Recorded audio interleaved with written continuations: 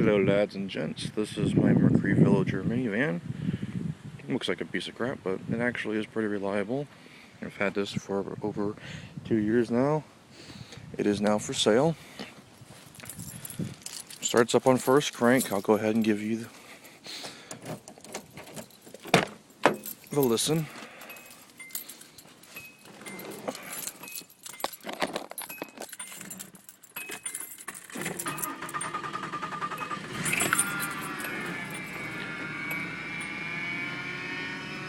It has a very nice digital dash, which can be seen when the wheel is straight.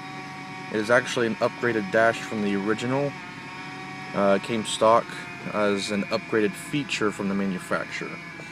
There's also a few other features that came with this van, such as the keyless entry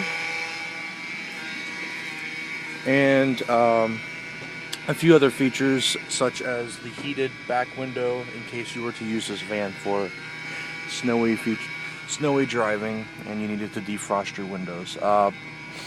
The radio system in here is not included. The CB system is not included. This I will be taking out when I sell the van. I am still using this van until I sell it, but I cannot afford the insurance anymore, and then it will expire in about a month. So this is why I'm selling the van. Now in the back, there is in here one extra wheel that was originally on the front, and then the other one is back here. This van actually has 2 spare wheels with it. This is a trailer tire. This is not included. The subwoofer system is not included. That will transfer to a new vehicle in the future years when I get another vehicle.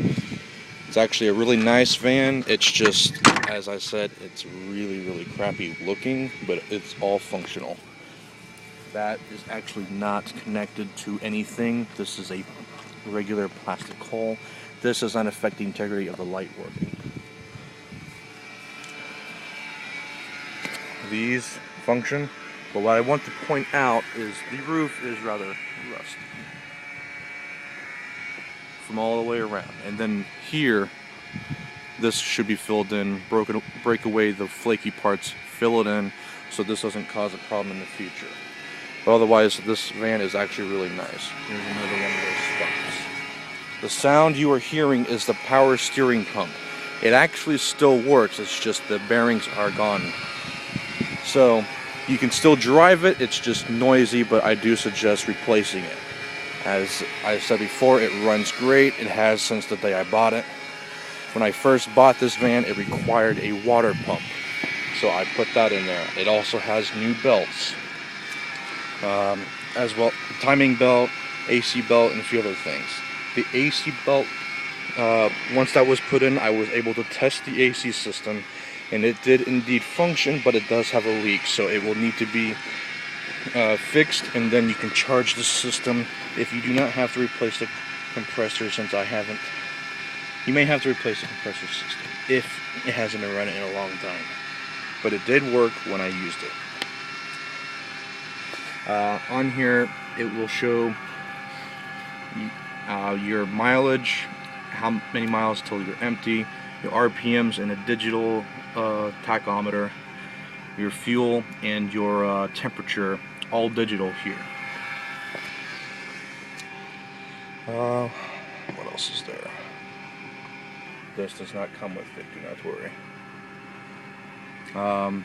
Lights here, all electric. These are the buttons for your rear windows. These function. That is not something you usually have in a car this old. 94, usually these things stop working. That is my van. She starts and drives. I'll give you a drive.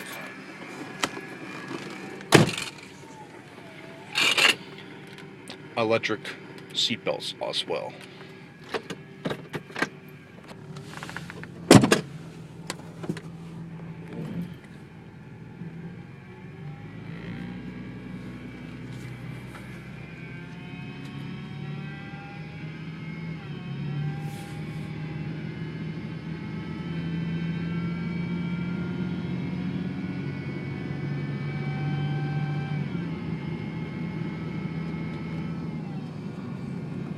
All the blinker systems work just fine, hazards work just fine. You will need to change out the headlight bulbs. One of them is blown on the low beams. High beams are still functional. I usually just drive with the high beams because they're not terribly bright in the first place. Newer cars usually have those blue lights, are really annoying, so you will not really have people flashing at you, but replace the bulbs and you can use both high beams and low beams.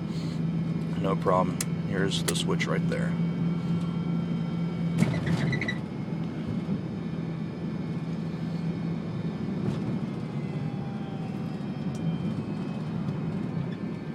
The brakes are very well functional.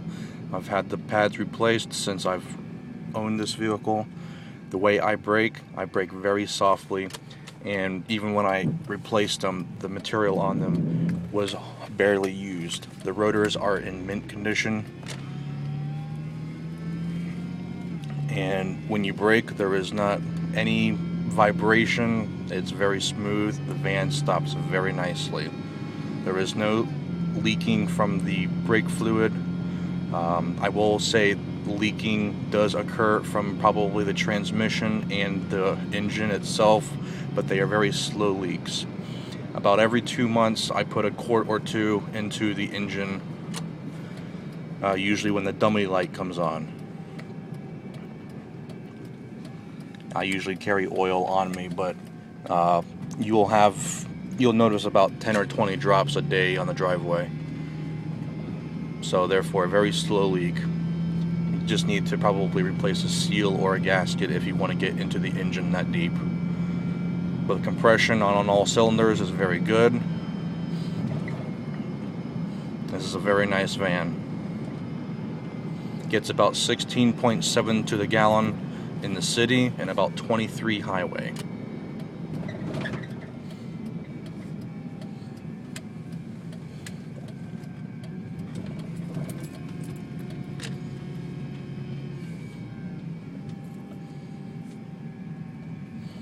This concludes the drive.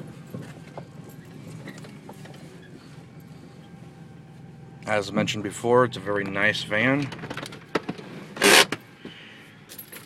The next owner will be very happy to have it. Even if they don't do any work on it, it will still probably last a while. But yeah, go ahead and, if whoever owns this van next, just get a few things done to it. I will say the last owner did put this van into a wreck. This is not the original light to this van. I pulled this out of the scrapyard and replaced it and bent this outward. It did have front end damage with these the tie rods. I have also replaced that. So the alignment is very good. There is no vibration, and if you let off the steering wheel, it should do just fine. And that concludes this video. As I said, the roof rust is all the way around. That side doesn't appear as bad, but in truth it is as bad as this side. I actually tried to sand it down just a tad, clean it, and then paint it, and I ran out of paint, which is why this side appears worse. The CB antennas are not included. That's just my little get and go. This concludes the video.